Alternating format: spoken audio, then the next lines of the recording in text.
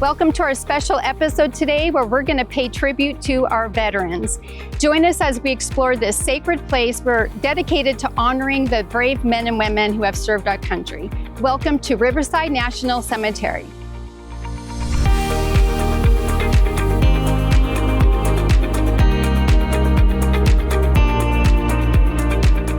So today I have the privilege of interviewing a very special guest. His father was very instrumental in bringing the cemetery to Riverside, and his name is Mike Goldwear, and I'm going to go meet with him now.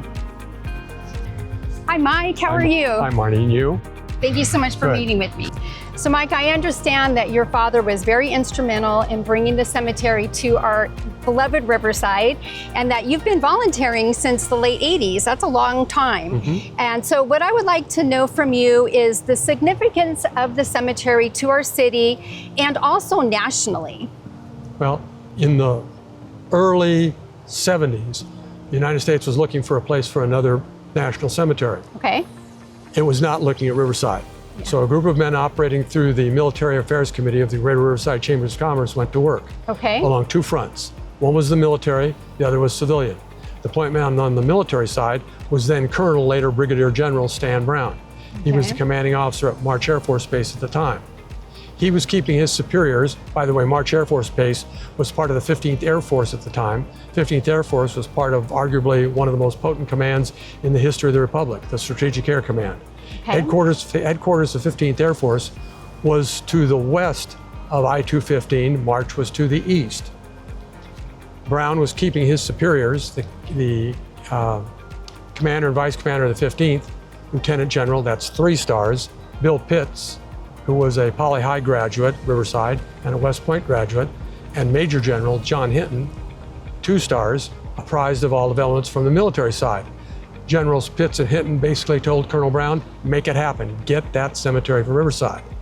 So Colonel Brown took Admiral McCain and the commission around and showed them where the National Cemetery ought to be. Since that time, we've gone from that first interment to over 280,000 people interred. Wow. By comparison, Arlington National Cemetery, which is a Civil War era national cemetery, has approximately 380,000 interred. Okay?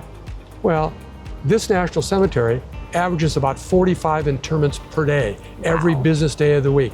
You'll notice that these 2 flags on the master flagpole are at half staff. Yes. They're that way all day long, every one of the business hours, because people are being interred here every single day.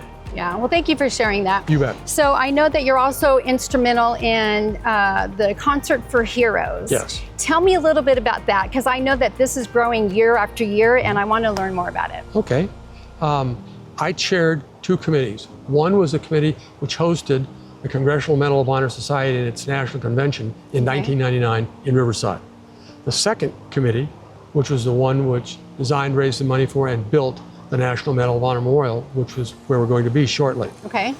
The convention ran from November 1 to November 5, 1999.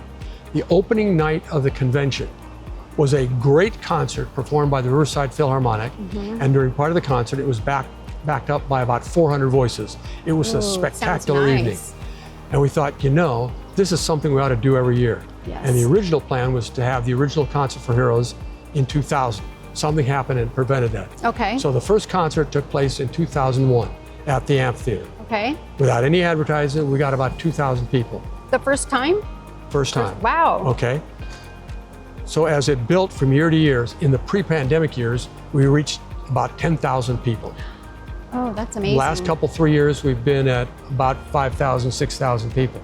Okay.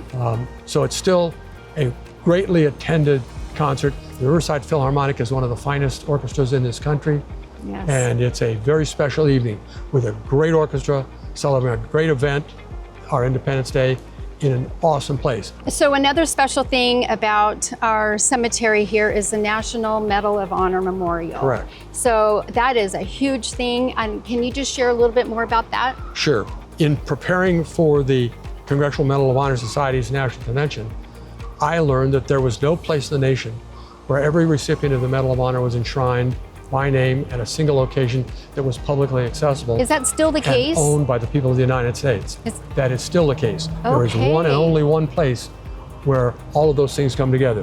That's here at Riverside National Cemetery. Wow, that's special for sure. There are 2 national memorials within this national cemetery. One is behind us at the National POW MIA Memorial, and the other is the National Medal of Honor Memorial. That was dedicated and transferred to the responsibility of the VA, the NCA, the National Cemetery Administration, and Riverside National Cemetery on November 5, 1999. I'd love to see these 2 memorials if you wouldn't mind showing me. Sure, let's take a look at the first now. Okay, sounds good.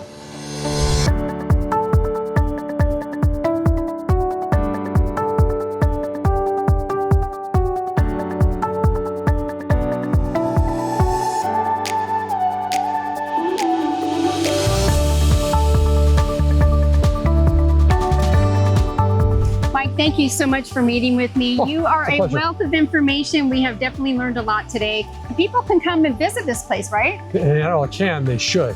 When you walk around amongst the grave markers and read the markers, it won't take long. It gets to you. Pretty soon, you'll feel like you're standing a little straighter and maybe a tear wells up. And when that happens, that's that still, small, perfect voice from deep within your heart saying, thank you. Oh, I love that. Thank you so much. My pleasure. And if you're ever in the Riverside area and have a chance to stop by here, I highly recommend it. It's beautiful, and you can pay your respects for those who have given their life in service to our country. Bye for now.